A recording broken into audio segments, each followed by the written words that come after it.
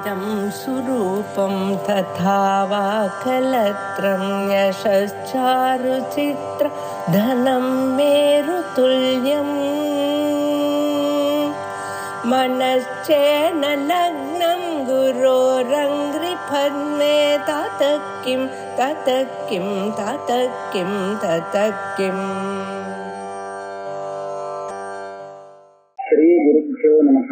नैष्कर्म्य सिद्धि 4வது அத்தியாயம் 50வது तत्र दृष्टान्तः प्रबोधाद् यथा असिद्धिः द्वैताद् अन्यस्य वस्तुनः बोधात् एवम् असिद्धत्वं बुद्ध्यादेः प्रत्यगात्मनः.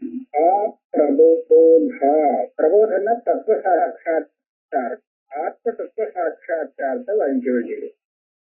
அந்த ஆத்ம சாட்சா்காரம் வர பரியந்தம் ஆத்மஸ்வரூபம் சித்தமாகும்.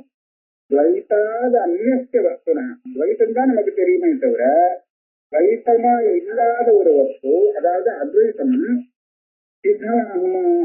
தெரியாத சித்தமாகும். தெரியாத நிலையில சித்தமா இருக்கு அப்படின்னு சொல்ல முடியாது. அதனால பிரபோதம் வர பரியந்தம் நமக்கு அந்த அத்வைத்தமான ஆத்மஸ்வரூபம்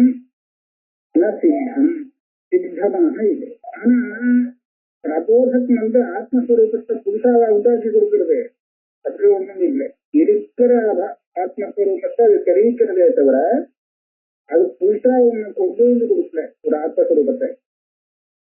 அதனால பிரபோதத்துக்கு முன்னாடி ஆத்மா சித்தமாக இல்லை அப்படின்னு சொன்னா அதுக்கு என்ன அர்த்தம்னா அது தெரியலேன்னு அர்த்தம். அப்பிரபோதம் இருந்தது, இருந்தும் இருக்குன்னு தெரியல, இந்த சொரூபம் இப்படி இருக்கிறது தெரியாம போச்சு அப்படின்னு சொல்லணும்.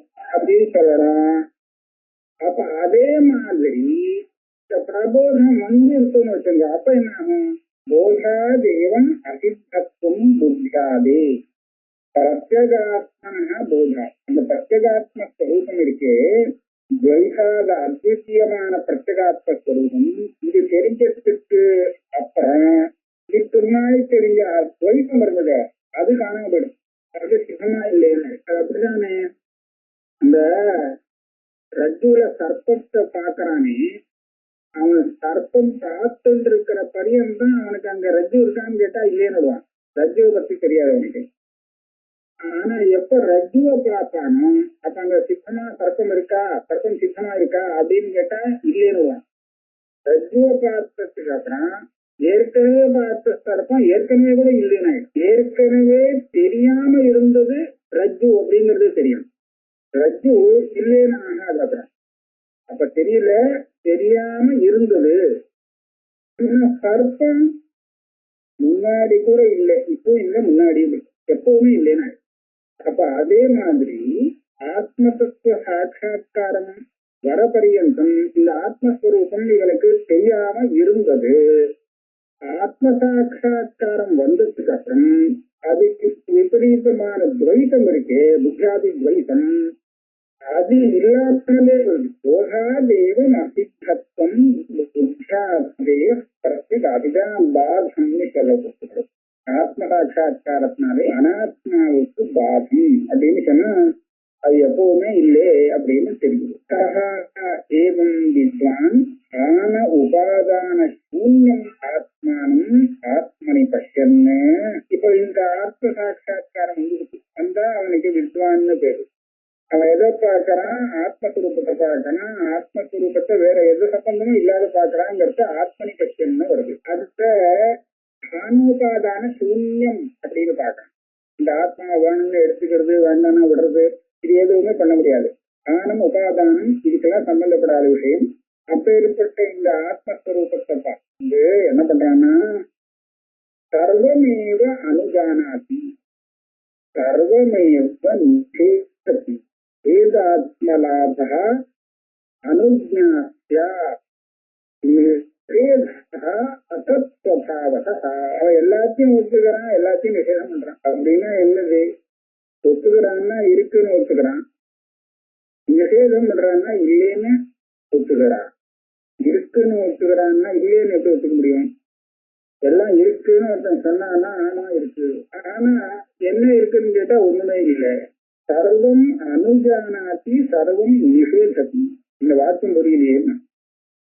அந்த வாக்கியத்துக்கு அர்த்தம் சொல்றார் பேதாத்மலாபக அனுஜாசா. எல்லாத்தையும் அனுஜம் அதாவது ஒத்துக்கிறான் அப்படிங்கிறது என்ன அர்த்தம் அப்படின்னு கேட்டா ஏதஸ்ய ஆத்மலாபக விவகார திருஷ்டியில ஏதன்னா துவைத்தம், அந்த துவைத்தம் இருக்கு அப்படிங்கிறத ஒத்துக்கணும். அதே சமயத்துல அதை இல்லைன்னு எப்படி சொல்றாங்கன்னு கேட்டா நிஷேதா அத்தத்வபாவதா. அவன் எந்த ஆத்மஸ்வரூபத்தை பார்க்கிறானோ அந்த பார்க்கக்கூடிய ஆத்மஸ்வரூபம் இருக்கே அந்த ஆத்மஸ்வரூபத்துக்கு சம்பந்தப்படல, அதனுடைய சுபாவத்தோட அந்த திருஷ்டியில பார்க்கும்போது இவனுக்கு நிஷேதம், அதாவது துவைத்தம் இல்லை. துவைத்தம் தெரிகிறது ஆனா இல்லை, தெரிஞ்சாலும் இல்லை, சர்ப்பம் மாதிரி தெரிஞ்சா கூட அது இல்லை அப்படின்னு சொல்ற மாதிரியா. அப்ப என்ன தெரியறதுங்கிறத அவங்க ஒத்துக்கிறான். எல்லாரும் இப்படிதான் பார்த்துட்டு இருக்கா அப்படிங்கிறது அவங்க ஒத்துக்கிறான். இதுதான் சர்வஜானாதிங்கிறது அர்த்தம். ஆனா இது எதுவுமே வாஸ்தவம் இல்லை அப்படின்னு இதே சொல்லிடுறானே, இதுதான் நிஷேததி அப்படிங்கிறது. ஆத்மஸ்வரூபமாக எதுவுமே இல்லை, எல்லாம் ஆத்மாவில கற்பிக்கப்பட்ட துவைத்தம், இது வாஸ்தவம் இல்லை அப்படிங்கிற அர்த்தத்துல அவன் நிஷேதத்தை பண்றான். இப்படியாக அவன் அத்விதீய ஆத்மஸ்வரூபத்தை பார்க்கிறாங்கிறத சொல்லிட்டார். இவனை சொல்றதுக்கு ஒண்ணும் பாக்கி இல்லைங்கிற சர்வசிய உக்தத்வாத் உபசம்ஹாரஹா. இனிமேல் இந்த தத்துவஞானிய கிரந்தத்தை முடிக்கலாம், உபசம்ஹாரம் பண்ணலாம். பரமார்த்தாத்மனிஷ்டீயத்து சர்வ வேதாந்த நிஷ்டிதம் தமோபனுத்து தியாம் ஞானம் ததேதத் கசிதம் மயா. இத்தனை இவ்வளவு பெரிய கிரந்தத்துல சொன்னது என்னன்னு கேட்டா சர்வ வேதாந்த நிஷ்டிதம் எது, எல்லா வேதாந்தத்திலையும் மறுபடியும் சொல்லி பிரதிபாதனம் பண்ணக்கூடிய ஒரு விஷயம் இருக்கே, அதாவது பரமார்த்த ஆத்மனிஷ்டம் தியானம். சர்வ வேதாந்தங்களும் இந்த பரமார்த்த ஆத்மம் இருக்கே, ஆத்மா பரமார்த்த ஆத்மா, தெரிஞ்ச ஆத்மா இல்லை, இவனுக்கு தெரியாத நிஜ ஆத்மா. நிஜ ஆத்மஸ்வரூபத்தை போதிக்கிறதுலதான் எல்லாத்துக்குமே தாத்பரியம் இருக்கு சர்வ வேதாந்தத்துக்கும். அந்த ஞானம் தமோபனுது, தமத்தை போக்கக்கூடியது, அந்தகாரத்தை விநாசம் பண்ணக்கூடியது, அஜானத்தை போக்கக்கூடியது.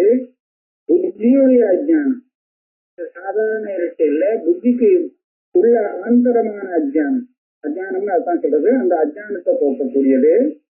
அதேதான் நான் இப்ப சொல்லியிருக்கேன், இந்த புத்தகத்துல சொன்னது அதேதான்.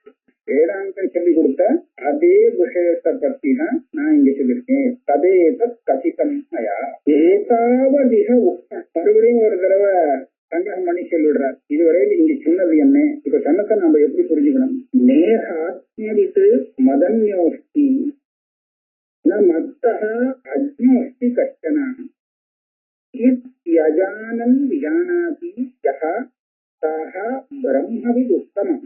இந்த சேனோபனிஷத்துல வரும் அவிஜாதம் விஜானதாம் விஜாதம் அவிஜானதாம் நாகம் மன்னே சுவேதேதி நோ நவேதேதி இப்படிதான் வரும். அதாவது ஆத்மஸ்வரூப ஞானம் வந்தவன் எப்படி நினைச்சுப்பான் அப்படிங்கிறது அங்க சொல்லும்.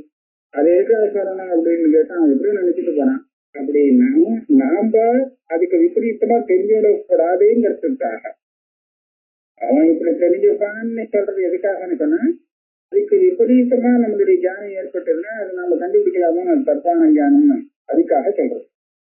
அப்ப அந்த மாதிரி இங்க ஒரு சிலபஸ் சொல்றார்.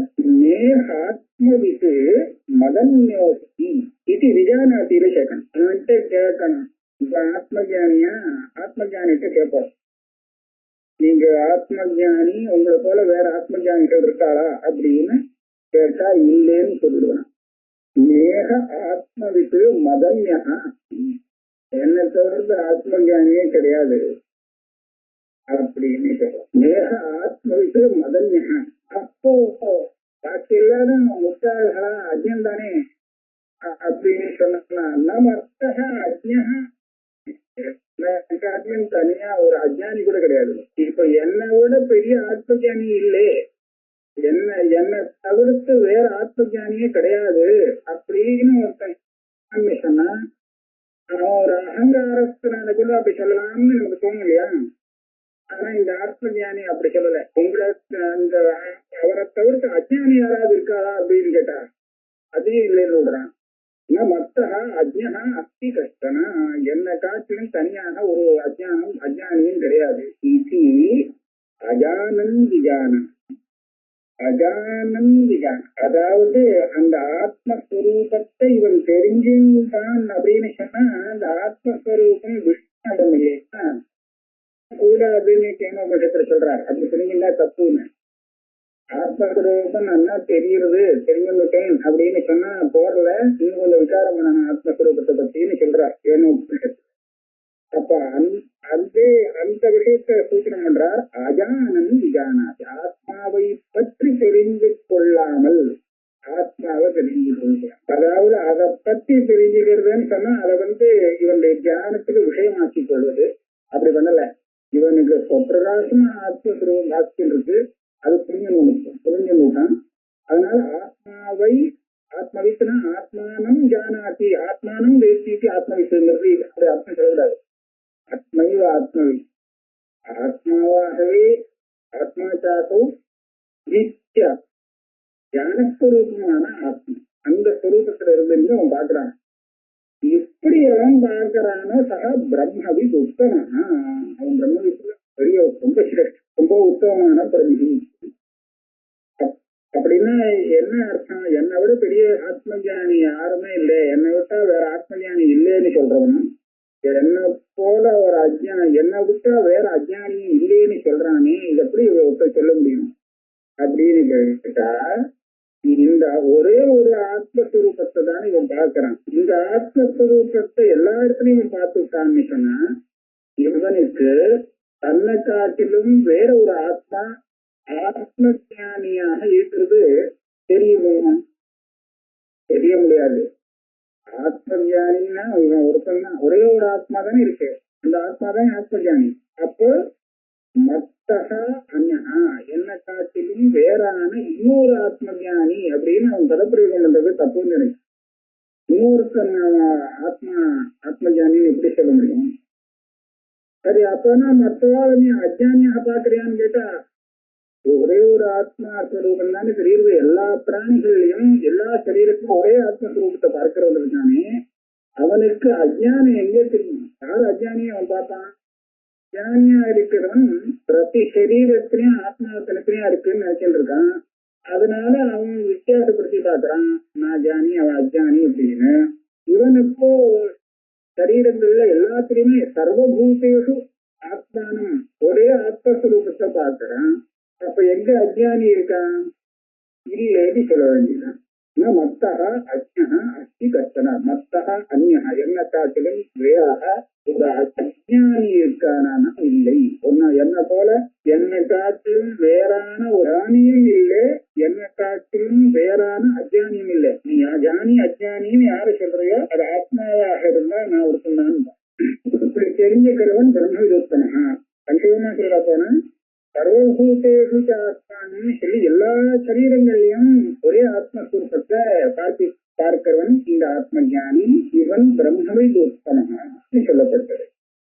ஏவம் ஆத்மானம் ஜனத்வா கிம் பிரவர்த்தித்தவ்யம் உத்த நிவர்த்தித்தவ்யம் அஹோஸ்தி முக்த பிரகிரகதா இது. ஒரு செஷன் சண்டை வந்து சரி, இப்படி ஆத்மஸ்வரூபத்தை தெரிஞ்சு போய் இந்த ஞானம் வந்ததுக்கு அப்புறம் அந்த ஞானி என்ன பண்ணணும்? பிரவர்த்தித்தவ்யம், அதாவது சாஸ்திரம் எப்படி விதிச்சிருக்கோ அந்த விதிக்கப்பட்ட காரியங்கள்ல பிரவர்த்தி பண்ணணுமா? சாஸ்திரம் சொன்னபடி கேட்டு அனுஷ்டானம் பண்ணணுமா? அல்லது நிவர்த்தித்தவ்யம், சாஸ்திரம் எனக்கு சொல்லல மற்றவாழ்தான் இருக்கு அப்படின்னு சொல்லி அதை விட்டுடலாமா? அல்லது முக்த பிரகிரகத்தை எந்த கட்டுக்கும் அடங்காதும் பாட்டுக்கு எதேசா பண்ணா பண்ணலைன்னா விடலாம், அவங்க ஸ்வேட்சையா நடந்துக்கலாமா அப்படின்னு 3 இடப்படும். பிரவர்த்தித்தவ்யம் சாஸ்திரானுசாரியான காரியங்கள்ல செஞ்சுட்டு இருக்கணுமா? இதே சாஸ்திர சொன்னத்தை செய்ய விடாதா? இதையா நிவர்த்தித்தவ்யம். முக்த பிரகிரகத்தான ஸ்வேட்சா பண்ணணும், இஷ்டம் இருந்தா பண்ணலாம், இல்லைன்னா விடலாம், அப்படி வச்சுக்கலாமா? முக்கியத்தே ஜேயாபின்னமிதம் யஸ்மாத் ஜேயவஸ்த்வனுசாரி அத்தஹ ந பிரவருத்திம் நிவர்த்திம் வா கடாட்சேனாபி வீக்ஷதே. நீங்க என்ன நினைச்சு பேசுறது?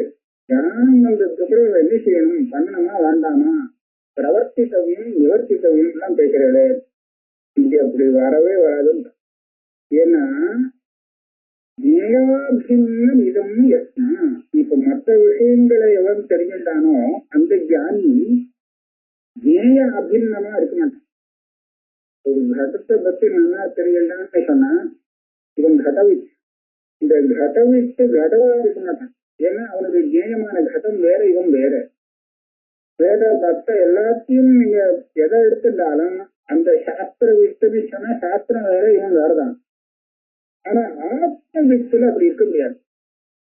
அந்த ஆத்ம எப்படி வர்ணிக்கப்பட்டிருக்கோ அதுவாகவே இவன் இருக்கான் இல்லையா?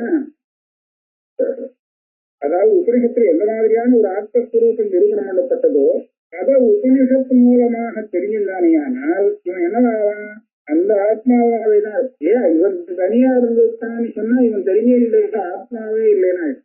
ஆகையால இங்கே ஆத்ம ஞான விஷயத்திலே ஜேய அபின்னமாக அவன் இருக்கிறான். ஜேயாபின்னம் இதம் யஸ்மா ஜேய வஸ்து அனுசாரி. அந்த ஜேய வஸ்து எப்படி அதுக்கு பிரவர்த்தியதான். இப்ப ஒரு தேகாதிகளோடு இவனுக்கு ஒரு சாதாத்மிய பாவம் இருந்ததுன்னு சொன்னா இவன் தன்னை திரைவர்ணிக்கன்னு நினைப்பான். யாரக்கா இந்த மாதிரி காரியங்கள்லாம் சொல்லப்பட்டிருக்கு, செய்ய சொல்லிருக்கு, சாஸ்திரம் இருக்கு எல்லாம் நினைச்சுப்பான். அப்ப அதை வச்சுட்டு நான் செய்யணும்னா செய்வான், செய்யணும்னு சொன்னது செய்வான். பிரவൃத்தி நிவர்த்தி எல்லாம் இவனை பற்றி சொல்லலாம். இங்க அப்படி இல்லையே. எந்த ஒரு ஆத்மஸ்வரூபம் பிரவൃத்தி நிவர்த்தி இதோடு சம்பந்தப்படாததாக வேதாந்தத்தில் நிரூபணம் பண்ணப்பட்டிருக்கோ அந்த ஆத்மஸ்வரூபமாக இருக்கிறவனுக்கு அவனை பத்தி அந்த ஆத்மஸ்வரூபத்தை பத்தி பிரவൃத்தி பண்ணணுமா நிவர்த்தி பண்ணணுமாங்கிற கேள்வி தப்புங்கிற. அதனால ஜேய வஸ்து அனுசாரி அத்தஹ ந பிரவೃத்திம் நிவர்த்திம் வா கடாட்சேனாபி வீக்ஷதே. இந்த ஆத்ம ஞானிக்கு பிரவೃத்தி நிவர்த்தினா ஒன்றும் தெரியாது. பிரவೃத்தி நிவர்த்தி இந்த சிந்தனையே கிடையாது. அப்ப கேட்டான், ஏன் இது மாத்திரம் ஜேயாபின்னம்னு சொல்றேன்? மற்ற இடத்துல எல்லாம் ஜெயம் வேற ஜாத்தா வேறன்னு இருக்கிறதுக்கு இதையும் இப்படி பண்றேன்னா அது சொன்னார். குத ஏத ஜேயாபின்னமிதி பிராக் ஆத்மோயம் பாஹ்யவஸ்து உபசர்ஜனः பிரத்வஸ்த அகில சம்சாரः ஆத்மைகாலம்பனः ஸ்ருதே. இந்த போதங்கிறது ஸ்ருதியிலேருந்து வந்த போதம். இதுதான் ஆத்மபோதம். பிராக் ஆத்மபோதாத் அயம் போதா. ஸ்ருதியிலேருந்து வந்ததுன்னு நம்ம சொன்னோம். அப்படின்னா ஸ்ருதியிலேருந்து வரத்துக்கு முன்னாடி இது இல்லைன்னு அர்த்தம். இதைத்தான் முன்னாடி சொன்னா இது இருந்தது வேற மாதிரியா தெரிஞ்சது. ஆத்மபோதங்கிறது இங்கே ஆத்மைவ போதம். அந்த ஆத்மஸ்வரூபமே தியானம். இந்த தியானம் முன்னாடியிலேருந்தே இருந்துட்டுதான் இருக்கு. ஆனா இந்த தியானம் எப்படி தெரிஞ்சிட்டு இருந்தது? பாஹ்ய வஸ்து உபசர்ஜனா. அதோ தெரியுறதே கடம், தெரியுறதே படம், தெரியுறதே அப்படின்னா தெரியக்கூடிய பொருள் கடம் படம். அந்த பாஹ்ய வஸ்து ஜேய வஸ்து இருக்கே அதுக்கு விசேஷமா தெரியுது. அதாவது ஜேயமான வஸ்து பிரதானமாகவும் இந்த தியானம் அதுக்கு சேஷமாகவும் குணபாவத்தை அடைஞ்ச மாதிரியும் தெரியுது. இதுதான் பாஹ்ய வஸ்து உபசர்ஜனா இந்த போதம்.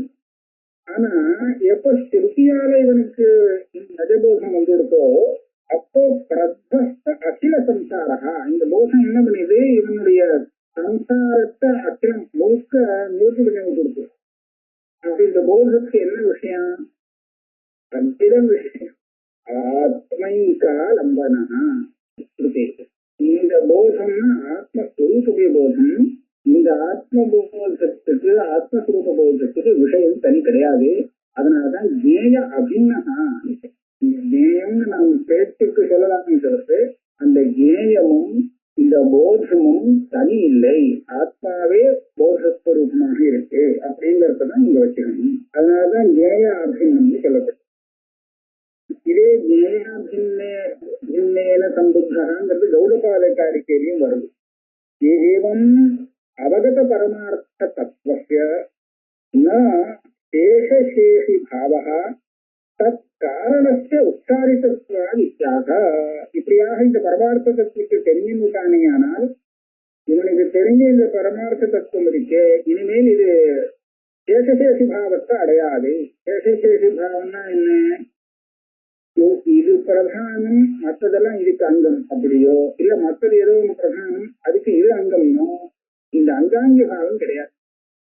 இன்னும் இந்த பிரதானமா வச்சு இந்த ஆத்மஸ்வரூபத்தை அதுக்கு விசேஷணமாக வச்சால் அது ஒரு அங்காங்கி பாவம். இந்த ஆத்மஸ்வரூபத்துக்கு பிராதானியம் கொடுத்து மற்றதெல்லாம் இருக்காதுன்னு சொன்னா அது ஒரு அங்காங்கி பாவம். ரெண்டுமே இல்லை. சேஷசேஷி பாவகா. காரணம் என்ன? ஏன் கிடையாதுங்கிறேன்? தத் காரணஸ்ய உச்சாரிதத்வாதித்யாக. அந்த சேஷசேஷி பாவம்லாம் இருக்குதே, முன்னாடி தெரியுதே, அதெல்லாம் அந்த மாதிரி தெரியறதுக்கு எது காரணமோ அந்த காரணத்தை இப்ப நிவர்த்தி பண்ணியாச்சு. ஆகையால சேஷசேஷி பாவம் இல்லை. எப்படி?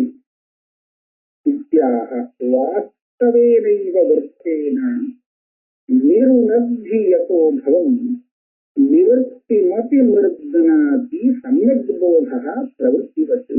இவனுக்கு ஸ்ருதியால வந்த இந்த சம்யக் போதங்கிறது இருக்கே, தத்துவஞானம், இது என்ன பண்றது? வாஸ்தவேனைவ விருத்தேன, வஸ்து விருத்தம்னு சொல்லும். அதாவது பிரகாசம் வந்ததுன்னா அப்ப அங்க இருட்டு இருக்காது அப்படிங்கிறது வஸ்து விருத்தம். பிரகாசம் வந்ததுன்னா இருட்டு இருக்காதுங்கிறது வஸ்து விருத்தம்னா இது மாற்றவே முடியாது. நம்ம இஷ்டத்துக்கு பிரகாசத்தையும் வச்சுட்டு இருட்டையும் வச்சுப்போம் அப்படின்னு சொன்னா அது சாத்தியம் இல்லை. அப்ப அந்த விதத்துல இந்த ஆத்ம தத்துவ சாட்சா்காரம் வந்ததுன்னு சொன்னா அது பவம் நிருணத்தி அவகா சம்சாரகா. சம்சாரத்தை நிறுத்தி விடணும், நிரோதம் பண்ணணும், கட்டி கொடுக்கணும். இனிமேல் நம்ம பொருள் ஜென்மா எடுக்க முடியாது. அப்ப என்ன ஆச்சு? சம்சாரம்ங்கிறது எல்லா சம்சாரத்தையும் அது வஸ்து விருத்தத்தை வச்சுட்டு, அதாவது தன்னுடைய சாமர்த்தியம் விஷய அதனுடைய சக்தியை வச்சுதானே நிவர்த்தி பண்றது. கூடிய சக்தியை வச்சு.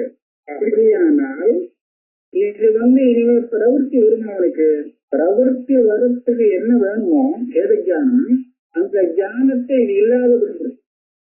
அப்போ பிரவருத்திய தடுத்து விடும் ஆத்ம ஜானம். பிரவருத்தியை தடுக்கட்டும், நிவர்த்தியையும் தடுக்கணும். நிவர்த்தி அனுகூலமா இருக்கேன்னு கேட்பான். அதுக்கு சொல்றார் நிவர்த்தி மதி மிருத்தனாதி.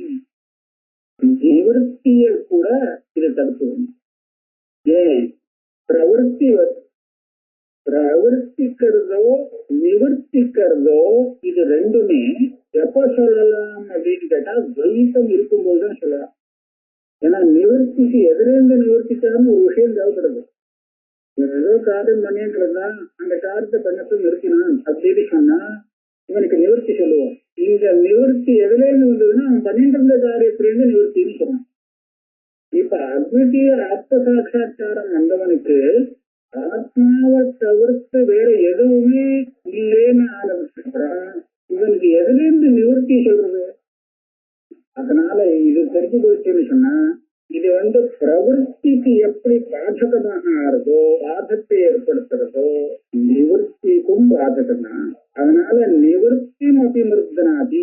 மிருத்தனாதியா மர்தனம் பண்ணிடும். மர்தனம் பண்றதுன்னா அதை அழிச்சிடும், பாதம் பண்றதுன்னா அர்த்தம்.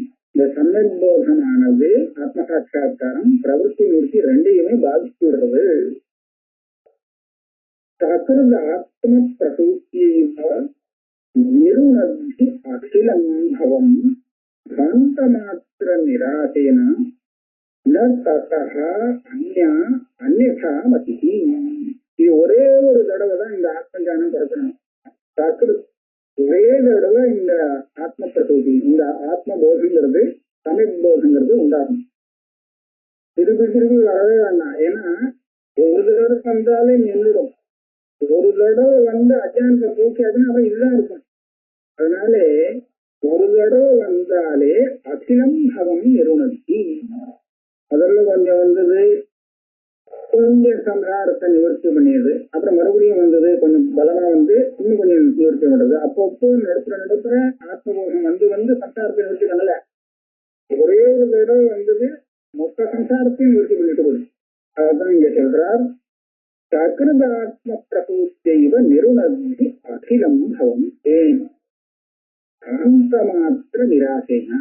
இந்த ஜென்மாவை நிவர்த்தி பண்றதுன்னா ஒவ்வொரு ஜென்மாவா காரணம் என்னன்னு பார்த்தா வைக்கின்றது இல்லை. எல்லாத்துக்கும் மூல காரணம் ஒரு பாந்தம் இருக்கு, அஜ்ஞானம். அந்த அஜ்ஞானத்தை காரணம் எடுத்து அது நிவர்த்தி பாந்த மாத்திர நிராசேனா. அதனால அந்த பாந்தம் அந்த இருட்டு போயிடுத்து, அஜ்ஞானம் போயிடுச்சுன்னா அதோடைய காரியம் தானே பாக்கி எல்லாமே. அதனால அது எல்லாமே இன்னும் வராது. அதனால அந்நியாமதி இந்த போகம் வந்ததுக்கு அப்புறம் மறுபடியும் வேற ஒரு போகம் வரட்டமே அப்படின்னு சொன்னா வரத்துக்கு வழி இல்லை. ஏன்னா அந்த போகம் வரத்துக்கு என்ன ஒரு அஜ்ஞானம் காரணமா வேண்டிருக்கு. அந்த அஜ்ஞானத்தை இதை நிவர்த்தி கொண்டுனால இந்த ஆத்துபோகம் வந்தவனுக்கு இதுவேதான் இருந்துட்டு இருக்குமே தவிர மறுபடியும் பழைய மாதிரி ஏதாவது வரட்டுமே அப்படின்னு சொன்னா அந்த மாதிரி ஞானங்கள் வராது. தேச காலாதி சம்பந்தா தேசாதேக மோக காரியதா உற்பன்னம் அதர்சம் வா ஞானம் அஜ்ஞானம் அஸ்தி அத்தஹா. இன்னொரு விஷயத்தை பெருசா போடுறான். என்ன சொல்ற, இந்த ஞானம் வந்ததே மற்ற விஷய ஞானத்துலதான் அந்த ஒரு தேச கால சம்பந்தம் சொல்லலாம். எனக்கு நேற்றுக்குதான் அந்த விஷயம் தெரிஞ்சது அப்படின்னு சொல்றோம். அப்படின்னா அந்த விஷய ஞானத்துக்கு நான் ஒரு காலத்தை சொல்லிடுறேன், அதுக்கு முன்னாடி தெரியாது, இப்பதான் தெரியுது. அதே மாதிரி ஒரு தேசத்துல சொல்றேன், தேச காலாதி சம்பந்தம் இருக்கு மற்ற ஞானத்துக்கு. ஆனா ஆத்மஸ்வரூபம் அப்படின்னு இந்த ஞானம் வருதே, இந்த ஞானத்துக்கு தேச கால சம்பந்தம் ஒன்றும் இல்லை. அந்த ஞானம் வந்தது அப்படின்னு சொல்லக்கூடாதுன்னு கேட்டா, தேசாதேர் மோக காரியதா. இது எந்த மோகத்தை நிவர்த்தி பண்றதோ, அஜ்ஞானத்தை நிவர்த்தி பண்றதோ, அந்த அஜ்ஞானம் தான் தேசம் காலம் அதுல தெரியக்கூடிய வஸ்து எல்லாத்துக்கும் மூலமா இருக்கு. அப்ப அந்த அஜ்ஞானத்தை நிவர்த்தி பண்ணிடுதுன்னா அப்ப தேசமாவது காலமாவது, தேசம் காலம் எதுவுமே இல்லையே. அப்ப இந்த ஆத்ம ஜானத்துக்கு ஒரு தேச சம்பந்தம் கால சம்பந்தம் ஏதாவது சொல்றதுக்கு இருக்கோ? இல்லை. அதனால என்ன,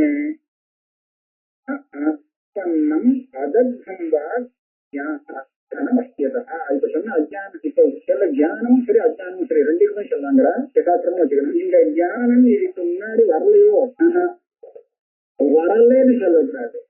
வரலைன்னா அனுப்பன்னம். இந்த ஞானம் ஏதோ அப்ப வரல இப்ப புதுசா வந்ததுங்கிறது இல்லை. இந்த ஞானம் வந்ததுக்கு அப்புறம் தெரியும் இந்த ஞானம் எப்போ இருக்கு அப்படின்னு இருக்கு. எப்பவுமே தான் இது இருக்கு, இப்பதானே இருக்கு அப்படின்னு தெரிஞ்சதுன்னா இந்த ஞானம் வராத ஒரு நிலை இல்லை. அதே மாதிரி இந்த அஜ்ஞானம் இருக்கு, அதை நாம என்ன சொல்லுவோம், இந்த ஞானம் வந்ததுக்கு அப்புறம் அந்த அஜ்ஞானம் அழிஞ்சு போச்சு. ஞானாகிரி சர்வதரமான பஸ்மசாத்திரதே. இந்த அக்னி ஞானாகினி அஜ்ஞானத்தை தரிச்சுடுத்து சொல்லுவோமோ இல்லையோ. ஆனா ஞானம் வந்ததுக்கு அப்புறம் கேட்டா அதர்ஷம் அஜ்ஞானம் நாஸ்திங்கிற, அனுப்பன்னம் ஞானம் நாஸ்தி, அதர்ஷம் அஜ்ஞானம். அதர்ஷம் எப்ப சொல்லலாம், இது ஞான அஜ்ஞானத்தை அழிச்சிருக்கு அப்படின்னா இது அழிக்கிறதுக்கு முன்னாடி அஜ்ஞானம் அழியாமல் இருந்ததுன்னு சொன்னான்.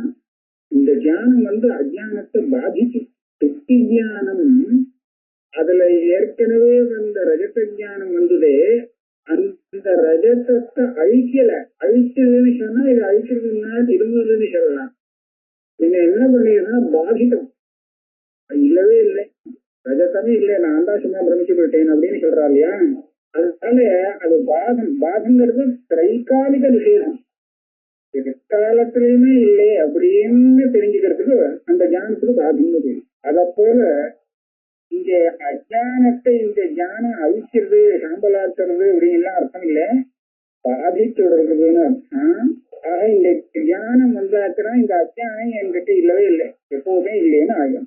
அதனால அதர்த்தம் அஜானம் நாஸ்தி. நாஸ்தினா இப்ப இல்லைன்னு அல்ல, முன்னாடி கூட இல்லை.